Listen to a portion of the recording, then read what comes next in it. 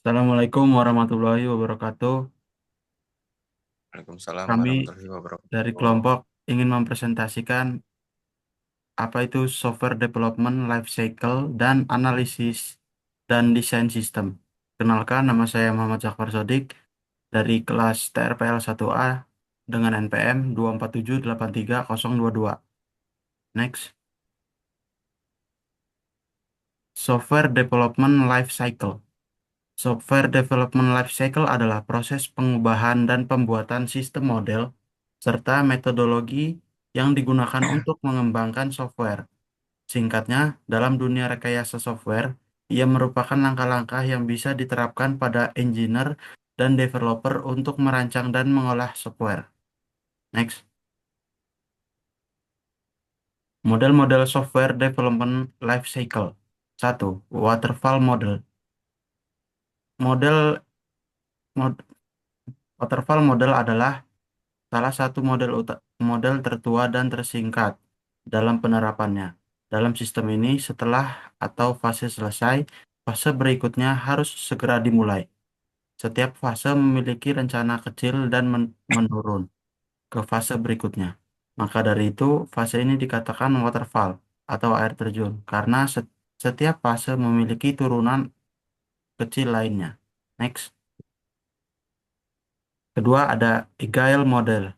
Agile model adalah model yang dapat memisahkan produk dengan proses dan waktu pengerjaan secara cepat. Metodologi ini diyakini sangat efektif untuk keberhasilan penciptaan sebuah produk. Dalam metodologi ini, tim akan mencoba tiap produk yang sudah selesai untuk meminimalisir kesalahan. Next. Yang ketiga ada iteratif model. Metode ini adalah metode yang memiliki repetisi tinggi. Developer akan menciptakan produk dengan versi cepat dan pastinya murah. Setelah itu, mereka akan mencoba produk dan merevisi jika ada kesalahan. Setelah Salah satu kekurangan dari metode ini adalah dapat mengkonsumsi bahan baku jika ada satu detail yang tertinggal untuk dikerjakan. Next.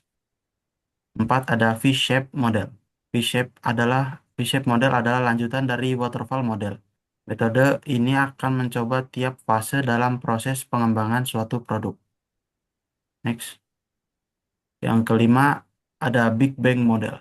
Model software lifecycle ini adalah model yang diklaim memiliki resiko tinggi saat dijalankan. Mengapa demikian? Hal ini dikarenakan dalam pengerjaannya, tim akan menginvestasikan semua bahan baku ke dalam proyek tersebut. Sehingga metode ini akan berhasil jika mengerjakan proyek yang kecil dan cenderung berbahaya untuk proyek besar. Next, 6 ada spiral model. Metode ini merupakan metode yang paling fleksibel dan mirip dengan iteratif model. Model ini fokus pada repetisi dalam pengerjaannya.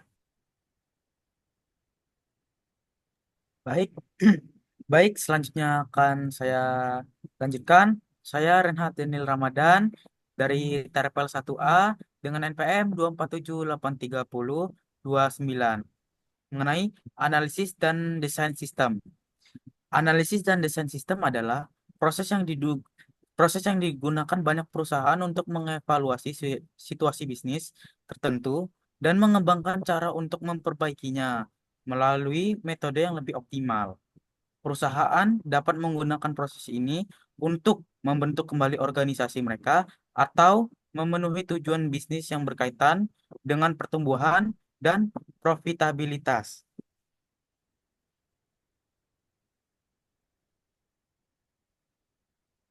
Alat dan teknik analisis dan desain sistem. Satu, diagram alir data, data flow diagram atau bubble chart. Diagram alir data adalah alat visual yang digunakan untuk menggambarkan aliran data di dalam sistem. DFT menggambarkan bagaimana data diproses, disimpan, dan berpindah antara berbagai komponen sistem.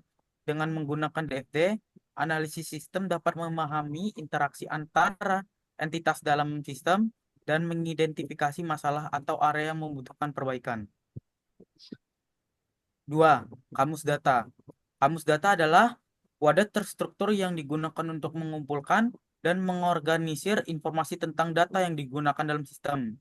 Kamus data berisi definisi data, tipe data, panjang data, dan atribut lainnya. Dengan menggunakan kamus data, analisis sistem yang dapat memastikan konsistensi dan pemahaman yang tepat tentang data yang digunakan dalam sistem.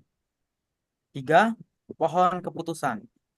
Decision tree atau pohon keputusan membantu bisnis Anda dengan mendefinisikan hubungan dan keputusan yang kompleks dalam diagram yang terorganisir. Diagram ini mengungkapkan kondisi dan tindakan alternatif dalam bentuk pohon horizontal dan menunjukkan kondisi mana yang dapat dipertimbangkan organisasi terlebih dahulu. Kemudian, masing-masing sesuai urutan kepentingannya. Baiklah, saya Anwar Halid dengan NPM 24783-005. Di sini saya akan melanjutkan materi selanjutnya, yaitu yang keempat ada tabel keputusan. Decision tables atau tabel keputusan dapat meningkatkan pemahaman umum tentang hubungan logis yang kompleks dengan menyediakan matriks, baris, dan kolom untuk menentukan masalah dan kemungkinan tindakan.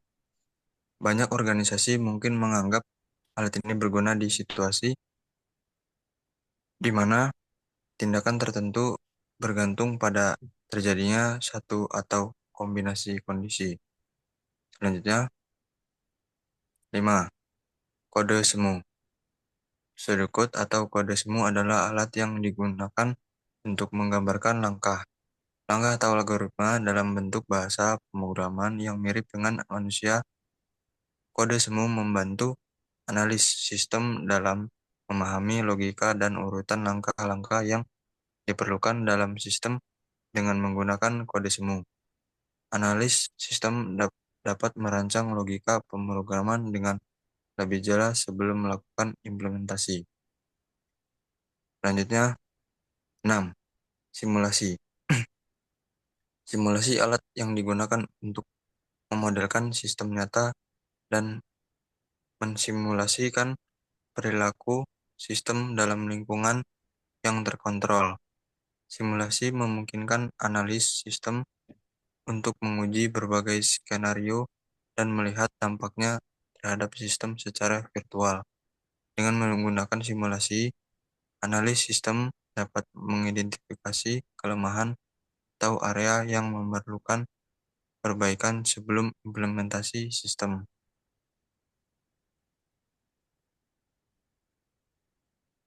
Sekian presentasi dari kelompok kami.